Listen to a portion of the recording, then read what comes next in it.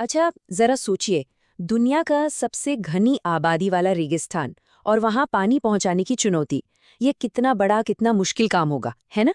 तो चलिए आज इसी कमाल की कहानी को थोड़ा और करीब से समझते हैं। यही वो एक सवाल है जिसके चारों तरफ आज हमारी पूरी बातचीत घूमेगी। ये एक ऐसी पहेली थी जिसने आप कह सकते हैं दशकों तक बड़े बड़े इंजीनियरों और प्लानर्स को भी सोचने पर मजबूर कर दिया था। तो देखिए, थार की असलियत क्या थी और सपना क्या था। एक तरफ बार बार सूखा, खिसकते रेत के टीले और खेती के नाम पर लगभग कुछ भी नहीं। और दूसरी तरफ एक सपना था, एक ऐसी जगह का जहां लहलहाती फसलें हों, पीने का पानी हो और लोगों की जिंदगी में स्थिरता हो। मतलब जमीन आसमान का फर्क है ना। सबसे पहले उस वक्त थार की हालत को ठीक से समझना जरूरी है। ये कोई आम वीरान रेगिस्तान नहीं था। ये दुनिया का सबसे घनी आबादी वाला रेगिस्तान है।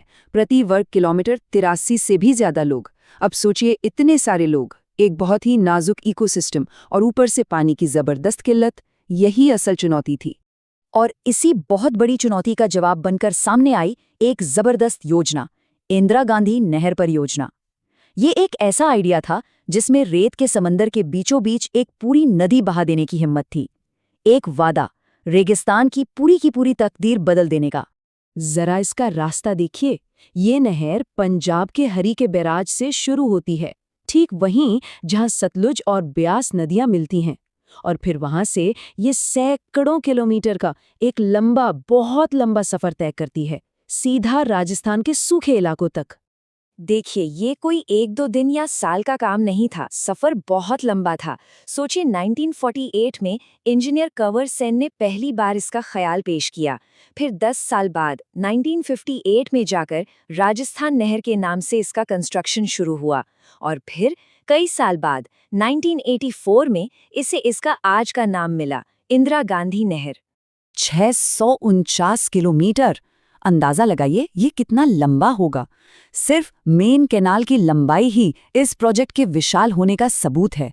ये इंजीनियरिंग का एक ऐसा करिश्मा था जिसका सिर्फ एक ही मकसद था, हिमालय की नदियों का पानी सीधा रेगिस्तान की प्यासी धरती तक पहुंचाना। और जब नहर का पानी आखिरकार पहुंचा तो सच में ऐसा लगा जैसे कोई जादू हो गया हो। शुरुआत में जो नतीजे मिले वो तो उम्मीद से भी कहीं बेहतर थे। जो जमीन सदियों से बंजर थी वो सचमुच सोना उगलने लगी। और इसके फायदे? अरे फायदे तो देखिए, एक के बाद एक। गेहूं, कपास, गन्ने जैसी फसलें लहलहाने लगी। लगभग 1.8 करोड़ लोगों तक पीने का साफ पानी पहुंचा। लोगों को काम मिला, नई नई फैक्ट्रियां लगीं और तो और बॉर्डर से लगे इलाकों का भी विकास हुआ। ये एक पूरी कायापलट थी, एक जबरदस्त बदलाव। ये बात बिल्कुल सही है। जो भूमि कभी बंजर मानी जाती थी, आज वहां गेहूं, कपास, गन्ना जैसी फसलें लहलहा रही हैं। ये सिर्फ शब्द नहीं है, ये उस कृषि क्रांति की हकीकत है जिसे इस नहर ने मुमकिन कर दिखाया। वाकई किसी चमत्कार से कम नहीं था ये। लेकिन कहते हैं ना, हर कहानी के दो पहलू होते हैं। तो यहां भी कहानी में एक बड़ा मोड़ आया। देखिए, जब भी इंसान प्रकृति में इतना बड़ा फेरबदल करता है तो उसके कुछ ऐसे नतीजे भी निकलते हैं जिनके बारे में शायद पहले नहीं सोचा गया होता। और यहाँ भी बिल्कुल ऐसा ही हुआ। और देखते ही देखते जो प्रोजेक्ट एक वरदान की तरह लग रहा था, वो एक बहुत बड़ी बहस का मुद्दा बन गया।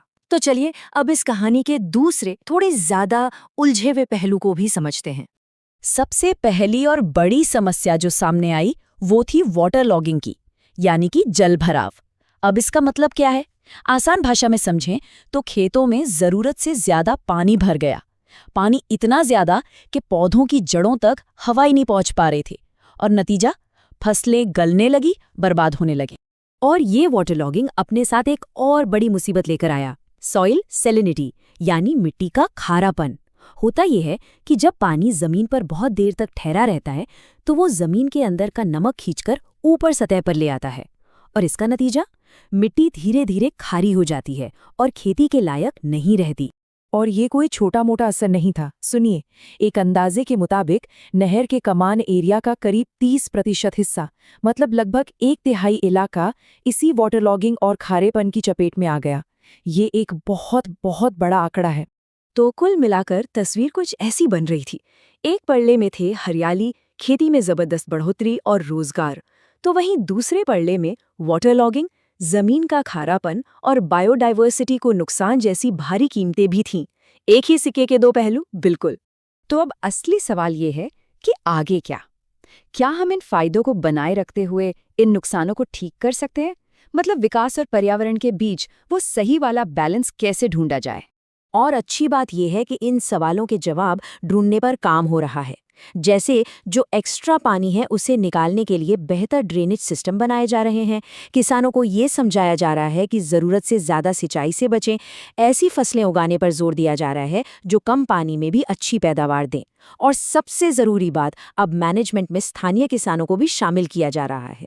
तो आखिर में एक सवाल हमारे सामने आकर खड़ा हो जाता है, क्या इंदिरा गांधी नहर जैसा कोई विशाल, इतना बड़ा प्रोजेक्ट कभी वाकई में पूरा हो सकता है, या फिर ये कभी न खत्म होने वाला सफर है जिसमें हमें लगातार सीखते रहना होगा और विकास और प्रकृति के बीच संतुलन साधने के नए नए रास्ते खोजते ही रहने होंगे?